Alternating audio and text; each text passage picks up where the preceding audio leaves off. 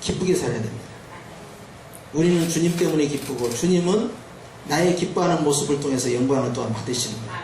왜냐하면 우리 안에 누가 계시니까요? 우리 예수님이 계시기 때문에 내 안에 계신 주님으로 인하여서 내가 기뻐할 때 내 삶의 질이 높아지는 것입니다. 그러니까 행복과 불행의 기준을 어디서 찾느냐? 그것은 기쁨입니다. 행복은 다른 거 있지 않습니다. 내가 지금 예수님으로 말미암아 기뻐하고 있으면 이미 행복이 시작이 된 거예요.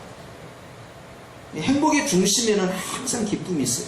그러니까 천국에 가면 그것은 항상 빛만 있고 사랑만 있다, 찬송가에 되어 있잖아요. 그런데 어둠이 없다라는 것은요, 기쁨으로 충만하다. 그러니까 그곳에 기뻐하는 사람들이 하는 천국의 문화가 있습니다. 그 문화가 뭐냐? 찬송이에요. 하나님을 찬송하라, 그것은 하나님 앞에 감사하고 기뻐하라, 그 뜻이에요. 그만큼 초대교회 상황은요, 웃을 일이 별로 없을 만큼 긴장되고 그리고 신중하고 조심스럽단 말이죠. 그런데 하나님께서는요, 그런 빌립보 교회를 향해서 그래도 기뻐하고 또 기뻐해야 된다. 심지어는 바울은 자기가 감옥에 갇혀 있으면서도 빌립보 교회를 향하여서 너희는 계속해서 기뻐해야 된다 하는 걸 강조합니다. 그만큼 빌립보서에 있어서 기쁨이라는 것은 그 빌립보 교회의 삶의 질을 어떻게 바꿔놓느냐, 또 사역자로서 얼마만큼 하나님 앞에 영광을 돌리냐 하는 것 굉장히 가까운 문제예요. 왜 그러냐면 빌립보 교회 안에도 문제가 있습니다. 빌립보 4장 2절에 보면 이런 내용이 나와요. 내가 유오디아를 권하고 순두개를 권하느니 주 안에서 같은 마음을 품으라. 또 참으로 나와 멍에를 같이 앉아 내게 구하노니 복음에 나와 힘쓰던 나와 함께 힘쓰던 저 부녀들을 돕고 또한 클레멘드와 그 외에 나의 동역자들도 오라. 그 이름들이 생명책에 있느니라. 내용을 자세히 보면요, 빌립보 교회 안에도 웃을 수 없는 요소들이 발견되고 있어요. 그럼에도 불구하고 그것을 3절을 지나자마자 4절에 가서 주 안에서, 그 다음에 어떻게 되어 있어요? 항상 기뻐해야 된다. 주 안에서 해야 할 일은 무엇이다? 기쁨인데 어떤 기쁨이에요? 항상 기쁨이에요. 무슨 기쁨이요? 항상 기쁨. 데살로니가 전서 이 5장 16절에도 항상 기뻐하는 것이 너희를 향한, 그리스도 예수 안에서 너희를 향한 하나님의 뜻이다. 하나님이 원하는 바다, 그 말이에요. 주님이 이걸 원한다. 예수님 안에서 기뻐하는 것. 예수님께서 누가복음 20장 19절 말씀에 성령으로 기뻐하시면서 말씀하신 거예요. 그러면서 주님께서는요, 너희 이름이 하늘에 생명책에 기록된 거 얼마나 기뻐할 문제냐. 그걸로 정말 기뻐해야 된다. 성령으로 기뻐하시는 우리 주님께서 우리에게요, 우리가 무엇 때문에 웃어야 되느냐 하는 거예요. 무엇 때문에 기뻐해야 되느냐. 그런데 우리의 환경과 우리의 감정은요, 그렇게 주님이 말씀한 대로 따라가지를 못합니다. 내가 원하는 것이 이루어졌을 때 기쁘다 이 말이에요. 그래서 항상 환경에 민감해요. 그러니까 마귀가 그걸 알고요, 그 약점을 가지고 계속 공격합니다. 너는 이렇게 하면은 너는 기쁨이 사라지지. 너는 이렇게 하면 너는 이제 아주 인생의 쓴맛을 네가 보게 되지. 하고는 내 약점을 콕콕 찔러대요. 그런데 주님은 환경을 초월하는 기쁨을 유지해야 되는데 그것은 네가 주 안에서 기뻐하려면 어디로 가야 된다고요? 주 안으로 들어가라는 거예요.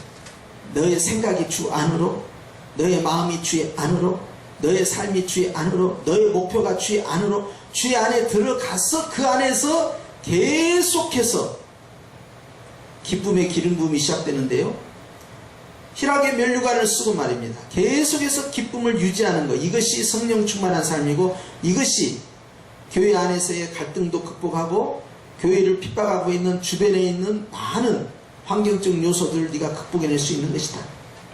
이것이 바로 교회의 재미입니다.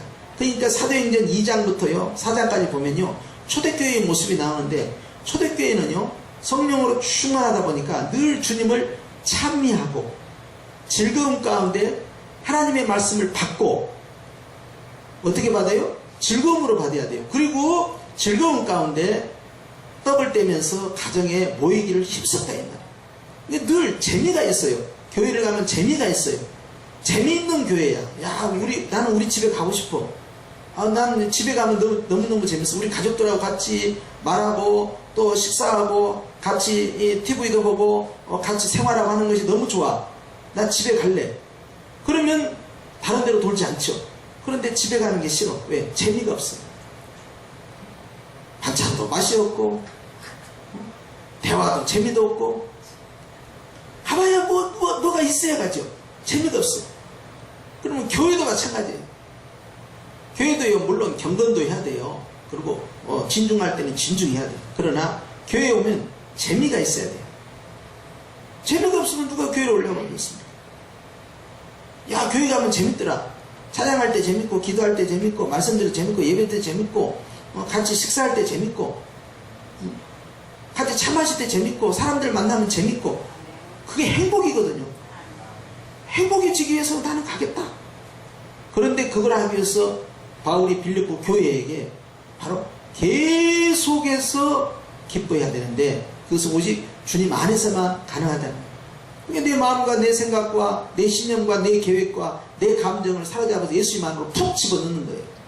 예수님 안으로 들어가게 되니까 이제 내 생각이 주님 생각으로 바뀌고, 내 감정이 주님의 감정으로 바뀌고, 내 목표가 주님의 목표로 바뀌게 되는 거예요. 자꾸 바뀌다 보니까 염려나 걱정이나 근심이 툭툭툭 떨어져 나가는 거예요. 그러니까 마귀가 둘 틈이 없는 것입니다. 그런 상황에서 주님을 바라봄으로 내 안에서 기쁨이 계속되면 우리는 이런 사람을 향해서 성령으로 충만한 사람이다. 이런 사람을 가르쳐서 구원의 첫사랑을 가지고 있는 사람이에요. 이게 중요한 것이죠. 그러면서 바로 이렇게 성령 안에서, 예수님 안에서 기뻐하고 있는 바로 그러한 삶을 살고 있는 행복자들에게 주님께서 오늘 본문의 4장 5절의 말씀을 이렇게 말씀합니다. 시작. 너희 관용을 모든 사람에게 알게 하라. 그래요. 왜 갑자기 기뻐하라 하다가 느닷없이 관용이 나와가지고 이렇게 말씀하셨을까? 생각해 봐야 합니다. 지금 이 서신을 받고 있는 빌립보 교회에는 기뻐하고 있는 그러한 행복자들에게 필요한 것이 뭐였다는 거예요? 관용이라는 거예요. 관용은 뭘까요?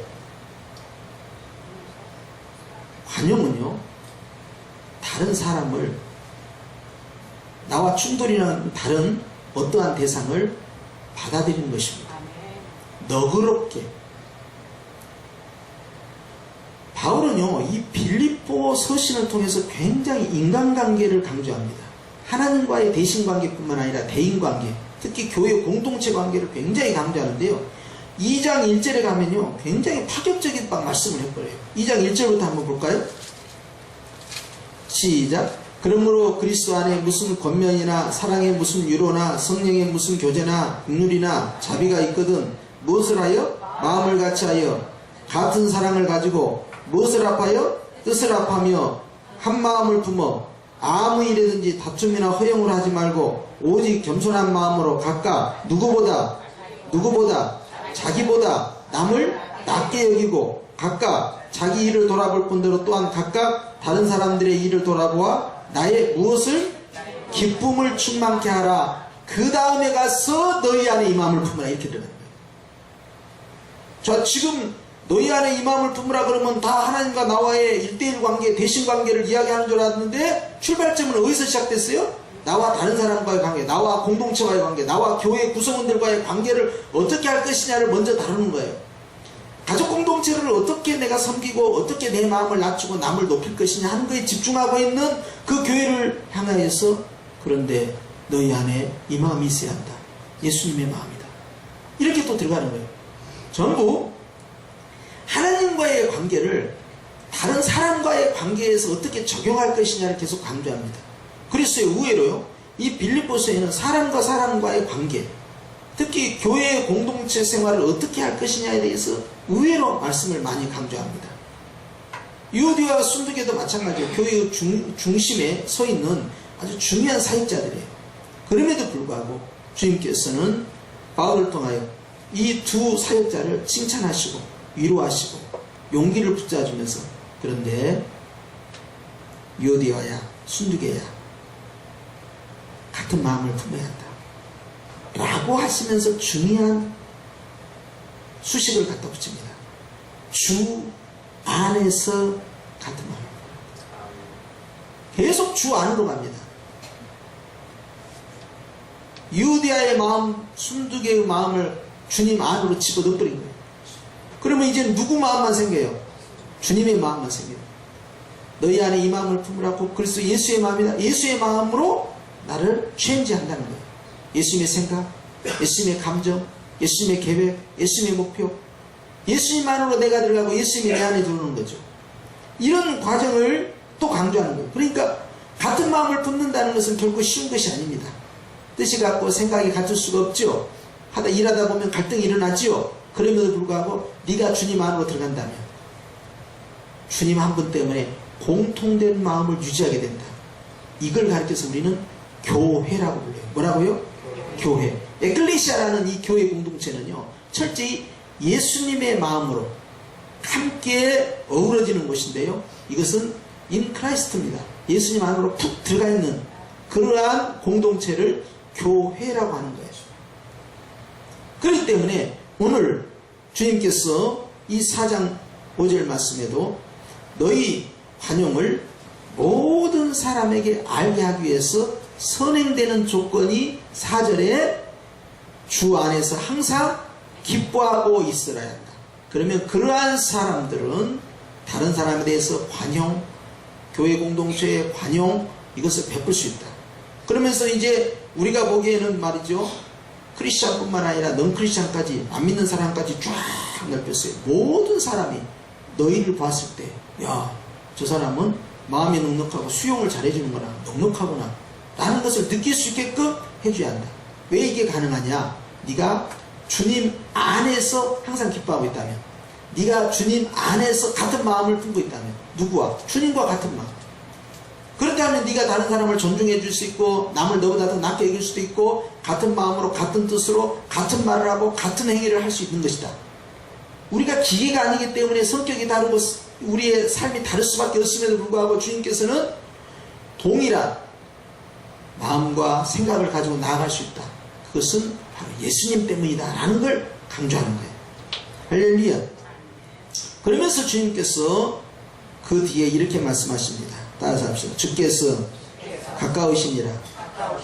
주께서 가깝다는 것은요, 첫 번째로는 주님의 재림이 멀지 않았다는 거예요. 그러니까 주님의 재림의 심판 앞에 서 있을 너희여, 너희가 사람들에게 관용을 베품으로써 예수님을 나타내고 관용을 베품으로써 복음이 전할 기회가 되게 하고 관용을 베품으로써 인간관계의 갈등을 유발시켜서는 안 된다 라는 의미가 있고, 두 번째, 관용을 베푸는 자에게 주께서 가까이 오신다. 주님께서는 또 이렇게도 말씀합니다. 겸손한 자, 자기를 낮추는 자는 주께서 가까이 하시고, 교만한 자, 자기를 높이는 자는 주께서 멀리 하신다고 했어요. 아하, 주님이 내 안에 계심에도 불구하고 가까이 있는 것과 멀리 있는 이러한 비교를 해서 말씀하신 것은요, 주님께서 우리가 어떠한 삶을 살아야 하느냐 하는 것을 강조하는 거예요. 그렇기 때문에 하나님과 가까이 하는 친밀한 관계를 유지하는 데 있어서 네가 해야 할 것은 주님 사랑합니다, 주님 감사합니다, 그거 당연히 해야 되지만 그거 말고도 뭘 해야 되느냐, 다른 사람과의 관계를 네가 어떻게 풀어가는가를 내가 보겠다는 거예요. 이제 아멘을 하실 때가 됐습니다. 예, 할렐루야. 이제 서서히 긴장을 푸시고 이제 아멘 쪽으로 우리가 이제 가야 됩니다. 예, 이게 다 이거 녹음되는데요. 이제 이 카메라에만 녹음된 것이 아니라 주님 나라에서도 다 녹음하고 있어요. 아멘을 잘 하셔야 합니다. 할렐루야. 그래서 주님께서는요, 우리가 관용을 베푸는 부분이 제한되지 않기를 오늘 강조하셨어요. 왜냐하면 모든 사람이 이렇게 했기 때문에. 그것은요, 인위적인 노력을 통해서 나올 수 없습니다. 그것은 일시적으로는 가능해요. 그런데 모든 사람에게 항상 넉넉한 관용함으로, 수용하는 마음으로, 그 사람을 받아들이는 마음으로 그렇게 한다면 교회 공동체가 얼마나 더 풍성해지겠어요. 그렇기 때문에 이 관용이라는 부분이 교회의 성장에 있어서, 부흥에 있어서 대단히 중요한 거예요. 그렇죠? 그런데 이제 사람들은 그래요. 이런 이야기를 흔히 합니다. 저도 여러 번 들었는데, A라는 교회하고 B라는 교회하고 서로 합쳤다. 근데 양쪽이 100명씩이다. 그러면 몇 명이 돼야 됩니까? 200명 이상이 돼야 시너지 효과가 일어나야 되잖아요. 근데 1년이 지났다. 그런데 50명이었다. 100명이 아니라 50명으로 줄어들었다는 거예요. 이런 경우는 굉장히 마음 아픈 거죠. 왜냐하면 너는 나와 다르기 때문에 관용할 수 없다는 이야기예요. 그런데 너와 나가 다르기 때문에 관용을 하라는 거예요. 거꾸로 해석하면 안 됩니다. 다르니까라는 거지. 같은 사람은 관용할 필요도 없어요. 똑같은데 뭘 관용합니까? 다르기 때문에 관용을 하라. 어떤 사람이 관용할 수 있을까요? 주님 안에 있는 사람. 어떤 사람이 관용할 수 있을까요? 성령으로 충만한 사람. 어떤 사람이 관용할 수 있을까요? 주님의 기쁨을 유지하고 있는 사람이 그렇다는 거예요. 할렐루야. 그러니까 이제 우리가 모르는 사람들하고 같이 있다가도 말이죠. 이제 월드컵을 한다. 그러면 시청이나 이런 데서 사람들이 막 군중들이 몰리잖아요. 그래서 응원을 하다가 골대 안으로 공이 푹 들어가. 그러면 와 하고 환호성을 지르잖아요. 그러면 앞뒤 가릴 것 없이 모르는 사람하고도 같이 어깨동무하고 바닥바닥 뛴다고요. 흥분해가지고요. 그때는 관용을 잘합니다. 그런데 제가 길을 걸어가고 있는데 어떤 사람이 와가지고 저를 어깨동무 한다든지 제가 어떤 사람한테 어깨동무 한다든지 그러면 저는 성추행범이나 폭력을 행사하는 위협적인 사람으로 경찰에 고발될 수가 있어요. 그런데 기뻐하면서 막 즐기는 사람들은요 그런 것이 없고요 같이 장단을 맞춰주는 거죠. 그런데 그러한 것을 유지하기 위해서 쓰는 안 믿는 사람들의 비법이 있어요. 그게 뭐냐? 이겁니다.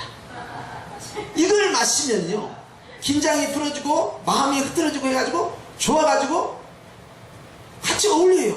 노래도 부르고 어깨동무도 하고. 그런데 주님은 이렇게 말씀하셨죠. 술 취하지 마라. 이것은 방탕한 것이다. 너희는 오직 성령으로 충만하라. 즉 성령에 취해버려라. 이렇게 말씀합니다. 주님 안으로 들어가는 것과 내가 환경 가운데 몰입되는 것은 전혀 다르죠. 오늘 주님께서 교회가 더 아름다워지고 견고해지고 교회가 더 행복해지기 위해서는 많은 사람에게 우리의 넉넉한 관용을 베풀어야 한다. 왜냐하면 주기도문에 있는 말씀처럼 우리가 우리의 죄를 사해 준 것 같이 우리 죄를 사해 주옵시고 그랬잖아요. 그러면 땅에서 푸니까 하늘에서 풀리는 거 아닙니까? 근데 주님은 또 이렇게도 말씀하셔요.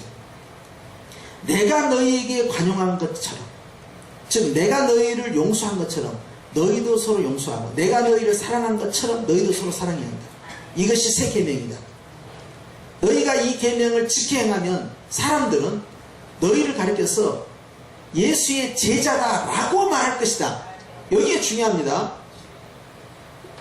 교회가 교회답게 되고 제자가 제자답게 되고 성도가 성도답게 되는 일에 있어서 여러 가지 훈련 프로그램이 있겠지만 주님께서는 그 어떤 것을 강조하는 것이 아니라 내가 너희를 사랑한 것처럼 너희가 서로 사랑한다면 요한복음 13장 34절에요 35절로 가서 이렇게 행하면 사람들은 너희를 내 제자라고 생각할 것이다. 그건 뭐냐면 교회는 원래 그래야 되는 것이다. 성도는 원래 그렇게 살아야 되는 것이다. 어떻게 살으라고요? 서로 사랑. 누구하고 사랑합니까? 안 믿는 사람들하고 사랑하는 뜻이 아니에요. 여기에 너희는 누구예요? 너희는 믿는 그 자리에 있는 성만찬 자리에 세족집 자리에 그 자리에 있던 그 제자 사도들에게 명하신 거예요. 그러니까 교회의 이 공동체가 더 아름다워지고 행복해지고 건강해지기 위해서는 주님 안에서 관용이라는 서로를 용납해 줄 수 있는 사랑이라는 이러한 주제에 우리가 합격점을 받아야 한다는 것입니다. 우리 주님께서는요 그러한 관용을 베푸는 이러한 교회가 어떻게 성장했는가를 보여주는데요. 그것이 사도행전 2장에 나와요. 사도행전 2장 42절 47절 내용을 쭉 내려가면요 거기에서 초대교회의 모습이 나오는데요. 초대교회가요 물질 앞에서 관용을 베풉니다. 자기가 가지고 있는 것을 다 유무상통하면서 나누잖아요. 물질의 관용이 시작돼요. 그리고 그들이 이제 떡을 함께 나누기 시작합니다. 음식의 관용이 시작돼요. 그러니까 음식을 아낌없이 퍼주면서 서로 잔치를 베푸는 것입니다. 그들이 왜 그렇게 되었을까요? 그들이 예수님 안으로 들어갔기 때문이에요. 그들이 성령의 기쁨으로 충만해졌기 때문이에요. 그리고 그 교회는 어떻게 됐을까요? 날마다 제자의 수가 늘어나기 시작합니다. 3,000명이었던 그 제자들이 더 많이 허다한 무리가 들어오고요. 그래서 슈퍼천치교회로 이 초대교회 예루살렘 교회가 성장해버리는 거예요. 그들이 복음을 전파하는 거 안 했습니다. 여러분, 복음을 초대교회가 열심히 전파했다고 생각하십니까? 그렇지 않았어요. 오히려 초대교회를 성장시킨 것은 거기에 있지 않았습니다. 그들의 변화된 모습을 다른 사람들이 보면서 이 도를 나도 믿겠다고 들어왔던 거예요. 그리고 그 사람들이 관용을 베풀어서, 음식으로 관용을 베풀어서 이제 하나님의 말씀을 또 용납을 하고, 그리고 자기들이 가지고 있는 재산을 나누고 베푸는 이러한 관용들이 계속 지속되면서 교회가 성장을 시작합니다. 우리가 생각했을 땐 베드로의 한 번의 설교로 역사가 벌어지고, 능력을 할 땐 능력 전도를 하니까 역사가 벌어졌다고 생각하지만, 초대교회가요, 삶이 완전히 바뀐 거예요. 그러니까 사람들이 그걸 보고 충격을 받은 겁니다. 그러면서 교회에 사람들이 몰려오기 시작한 거예요. 우리도 마찬가지입니다. 물론 우리도 파로스 들고 전도지 들고 나가서 차전도도 하고 관계전도도 하고 축구전도도 하고 우리 여러 가지 방법으로 전도도 해야 되죠. 그런데 여기보다 더 앞설 것이 있어요. 그것은요, 나의 달라진 모습을 보여줘야 됩니다. 근데 목사님 달라진 모습을 뭘로 보일까요? 여러 가지 방법으로 보일 수 있겠지만요, 그 가운데 뭐냐면 사람들은 항상 나의 무엇을 볼까요? 얼굴을 봅니다. 내가 행복한가 행복하지 않는가. 상대방이 행복하면요, 그 사람하고 가까이 있고 싶어요. 뭔가가 있구나. 그러면 내가 행복한 얼굴과 행복한 이미지와 행복한 삶을 유지하는 방법이 뭘까요? 돈? 아니면 잘 입은 옷? 아니면 뭐 예쁜 헤어스타일? 어떤 방법으로? 기쁨입니다. 따라서 합니다. 기쁨이 핵심이다. 이 기쁨을 통해서요, 내 삶이 달라지고요, 내 내면과 내 외적인 외형이 바뀌기 시작해요. 그걸 사람들이 보면서, 아, 저 사람이 기뻐하고 있으니 저 사람이 행복하다는 것은 인지한다, 이 말이에요. 바로 거기에서 이제 관계가 형성되고 대화가 가능하게 되고 또 사귀고 싶어하는 마음이 오고요. 우리 교회도 마찬가지입니다. 우리가 물론 전도해야 돼요. 그러나 우리가 계속해서 기뻐하고 행복해하고 즐거워하는 모습으로 예배 시간마다, 찬양 시간마다, 봉사 시간마다 이게 지속되잖아요. 우리 교회는 부흥됩니다. 하나님께서요, 많은 사람들에게 네가 얼마만큼 다른 사람을 수용할 수 있는지 그것을 보여줘야 한다. 이런 일이 있었어요. 어느 목사님이 기도를 했습니다.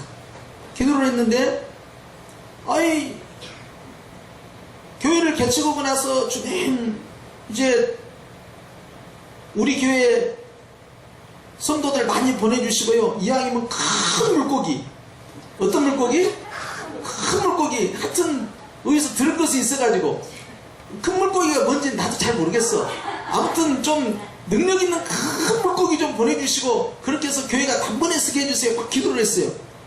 그런데 주님께서 이제 눈을 열어가지고요, 어떤 장면을 쫙 보여주셨어요. 보여주셨는데, 자기 앞에 말입니다. 양들이, 하얀 양들이, 어린 양이 아니라 다 성장한 양들, 그것도 순 양들이요, 가득 앞에 있더랍니다. 앞을 봐도 있고 옆을 봐도 있고 이쪽을 봐도 양들이 가득 채워지더래요. 그래서 이야, 양들이 이렇게 많이 있구나, 잘됐다. 그러고는 얘들아, 이 양으로 들어와라. 들어갈게 안 들어갈게요? 안 들어오더랍니다. 그래서 제일 앞에 있는 대장량한테 왜 안 들어오냐 그렇게 물어봤대요. 그랬더니 그 대장량이 말하기를, 우리가 지금 들어가면 저 집이 어디예요? 교회입니다. 저 집 무너집니다. 그래서 자기 집을 한번 딱 돌이켜보니까 시골에서 초상나면은 마당에다 천막 친 거 있죠. 그런 천막을 허접하게 쳐놓고 막대기 몇 개 세워놓고 세상에 그걸 교회라고 다 들어오라고 하더라고요. 그러니까 앞에 있는 순장이거든요. 우리가 들어가면 저거 다 무너져 버립니다. 우리도 다치고 교회도 엉망이 된다. 야, 그래도 안 들어오고 그렇게 서 있기만 하면 어떡하냐. 여기 들어와야지. 그러니까 거기에 맞는 숫자와 양만 보내겠다 하고는 주먹만한 양 있죠. 짝가는 양들. 짝가는 양들만 대여섯 마리가 뚝뚝뚝뚝 뛰어들어가지고 안으로 쏙 들어가대요. 그러니까 그거는 뭐 다칠 일 없잖아요. 그리고 이 목사님이 딱 깨달은 거예요. 이야, 이게 부흥이 안 되는 이유가, 전도가 안 되는 이유가 밖에 있는 것이 아니고 내 안에 있었구나. 내가 수용할 만한, 내가 감당할 만한 준비가 안 돼 있었다. 내가 받아들일 준비가 안 돼 있었다. 어떤 성도가 와도 수용할 수 있고 받아들일 수 있는 준비가 되어 있었다. 이게 안 됐던 거예요. 그리고는 욕심을 내려놓고, 아, 준비된 자에게 하나님께서 당신의 양을 보내시는구나. 받아들일 준비, 품을 준비, 섬길 준비, 그렇게 심령의 성전이 세워져 있느냐, 아름답게 건강하게 세워져 있느냐, 얼마든지 작은 양이 오든 큰 양이 오든 암양이 오든 순양이 오든 다 투정 부리지 아니하고, 10마리가 들어오든 1000마리가 들어오든 불평하지 아니하고 섬길 수 있는 준비가 되어 있느냐? 안 돼 있더라고요. 욕심으로만 막 기도했죠. 부시켜 주셔서 주님, 금년에는 100명을 전도하고 내년에는 1000명을 전도하고 이곳에 10,000명의 교회가 세워지게 하셔서 막 들은 것은 있어가지고 그렇게 하면 되는 줄 알고 했다 이 말이에요. 근데 주님이 그것이 아니다. 그걸 깨달았답니다.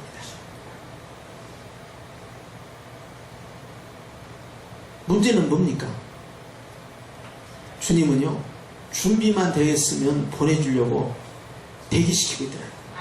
문제는 받아들일 준비, 즉 관용이에요. 수용할 준비, 즉 관용이에요. 섬길 준비, 즉 관용이에요.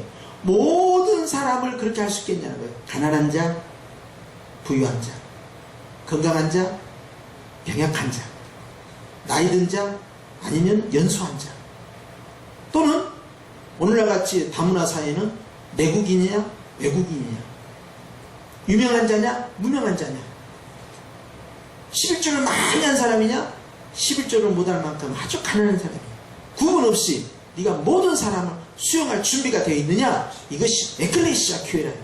이 교회를 유지하기 위해서는 네가 주님 안에서 계속 기뻐하고 있느냐, 주님 안에서 계속 행복해하고 있느냐, 주님 안에서 네가 계속해서 웃고 있느냐, 너의 영혼이 기뻐하고 있느냐, 그걸 묻는 거예요. 그렇다면 내부적 갈등도 없어지고 외부적으로 들어오는 수많은 사람들을 네가 수용할, 포용할, 섬길 준비가 끝난 것이다. 이때는 여러분들이 아멘 이렇게 해줘야 되는데 또 타임을 놓치니까. 그런데 여러분이 이제 방송에 들어가면요, 이게 저게 여러분이 이제 그 아멘 하거나 웃거나 하는 거 녹화가 돼요. 그래서 이게 얼마나 듣기 좋은지 몰라요. 그래서 예배는 함께 드려야 되죠. 여러분이 예배를 보고 나만 예배 드리고 그러면 안 돼요. 우리가 같이 예배를 드리고 이렇게 하지, 여러분들이 보고 있으면 안 되고 같이 드려야 돼요. 아멘은요, 성령께서 내 안에서 동의합니다, 공감합니다 하는 것을 표현하는 것이기 때문에 마음껏 아멘 하십시오. 할렐루야 아멘은 천국에서 아주 풍성할수록 좋은 거예요. 할렐루야. 그렇기 때문에 주님께서는 오늘 관용을 갖고 있는 그러한 사람에게 대해서 가까이 하시겠다. 누가 하나님과 가까이 하겠냐? 내가 하나님과의 1대1 관계에서 주님께 가까이 가는 이걸 말씀한 게 아니라 네가 다른 사람들에 대해서 받아들일 준비가 되어 있다면, 수용할 준비가 되어 있다면, 섬길 준비가 되어 있다면 내가 너와 가까이 하겠다는 거예요. 이것이 바로 우리 성령교회가 가야 할 길입니다. 앞으로 하나님께서요, 여기 비어있는 자리 다 채우실 거예요. 아멘. 좀 아멘 잘했어요. 아주 이 자리를 꽉 채우실 겁니다. 아멘. 그런데 채우기 전에 우리가 준비를 해야 되겠죠. 마음을 더 크게 가지셔야 돼요. 누가 오든 차별 없이 누가 오든 불평 없이 받아들일 준비를 해야 그만큼 주님께서 보내주셔요. 하나님께서는 지금도 밖에서 대기하고 계시는 몰라요. 야야, 네가 준비만 돼 있다면 내가 많이 보내주마. 받아들일 준비 돼 있느냐? 네가 관용할 수 있겠느냐? 수용할 수 있겠느냐? 섬길 수 있겠느냐? 차별하지 않을 생각 있느냐? 주님께서요, 그걸 기다리고 있으니, 여러분, 우리가 아멘 하면은 이제 우리 교회는 부흥하는 것은 이 식은 죽 먹기예요. 아멘이죠? 그렇습니다. 그럴 때 오늘 주님께서요, 제가 4절로 가려고 해도 5절로 가고, 6절로 가려고 해도 또 5절로 가고, 5절만 계속 말씀하는 거예요. 5절은 뭐라고요? 무엇을 가지라고요? 너희 관용을 가져야. 관용은 누가 가져요? 내가 갖는 것이죠. 누구에게? 모든 사람입니다. 그럼 결과는 어찌 된다고요? 주님이 가까이 하시니 예수님을 충만한 나의 삶이 되는 것이고 우리 교회가 되는 거예요. 그러면 그 안에서 유오드와 순득에도 하나님 앞에 아름답게 쓰임받는 거예요. 따라서 합시다. 다른 것이 수용돼야 된다. 쟤는 왜 저런데? 신앙생활을? 아니 여러분, 어떤 사람은 장로교에서 신앙생활했지, 어떤 사람은 순복음에서 신앙생활, 어떤 사람은 감리교에서 신앙생활, 어떤 침례교에서 신앙생활, 성결교에서, 아니 각각 다 다르고요. 또 목사님에 따라서 달라요. 여러분은 이제 박경희 목사님 통해서 그냥 3, 40년 동안 훈련을 받은 분들은요, 그 스타일이 다 고정되어 있잖아요. 그러면 또 다른 분들은 또 전혀 다른 스타일의 목사님한테서 훈련받고 또 오신 분들이 있어요. 각각 틀립니다. 기도하는 방법도 틀리고, 어떤 사람은 이렇게 기도하고 어떤 사람은 저렇게 기도하고 전부 각각이에요. 그런데 우리 모두가 다 하나하나 모여서 한 교회를 형성합니다.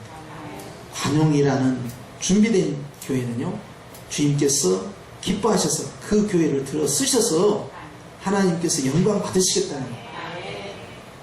그렇기 때문에 오늘 주님께서 복음에 힘쓰는 자들에게 부탁하는 거예요. 너희가 관용이 있느냐? 이 넉넉함은요, 오늘 주님께서 우리에게 주시는 화두이면서요, 특별히 이것은 교회에서 제한되지 않고 이제 가정에 가서도 마찬가지입니다. 아이들하고 말이 안 통하잖아요. 또 부부 간에 대화가 안 되잖아요. 관용이라는 것은 수용이고요, 공감이고요. 관용이라는 것은 상대에 대한 배려입니다. 그리고 상대를 존중해 주는 거예요. 이런 부분들이 강화가 될수록요, 대화가 안 될 수가 없어요. 그런데 내 것이 옳다라 하고 내 것을 주장해버린 순간에 갈등이 시작됩니다. 요즘 자녀들이 그렇게 한다고 해서 부모를 존경하나 그렇진 않아요. 결국 알고 보니까 따라서 합시다. 관용은 사랑이었구나. 결국 주님 안에서 항상 기뻐하는 자가 이 관용을 나타낸다고 했는데, 그 관용의 본질을 열어보니까 그 안에는 예수님의 사랑이 들어있더라. 수고하고 무거운 짐진 자들아, 다 내게로 오라. 내가 너희를 쉬게, 편하게, 행복하게 해주리라. 주님이 그렇게 약속하신 거예요. 주님의 수용이죠, 관용이죠, 주님의 사랑입니다. 우리 가정도 마찬가지고, 특히 교회 공동체는 얼마나 다양한 연령대가 모이고 또 다양한 문화 속에 살다 와서 이곳에서 정착이 됐겠습니까? 결단코 같을 수가 없어요. 다르다는 것이 당연한 겁니다. 그러나 이 안에서 우리는 예수님이라는 한 분을 통해서요, 함께 하나의 가족을 구성해 나가는 거예요. 그것이 이제 에클레시아예요. 그래서 오늘 주님께서 이 말씀 가운데서 우리에게 깨닫게 하신 것이 무엇이겠습니까? 기쁨으로 충만한 자, 관용으로 충만한 자, 결과적으로 사랑으로 충만한 자가 되는 것이죠. 저는요, 오늘 주님께서 이 말씀을 주셨기 때문에 우리 교회는 대박 날 줄로 믿습니다.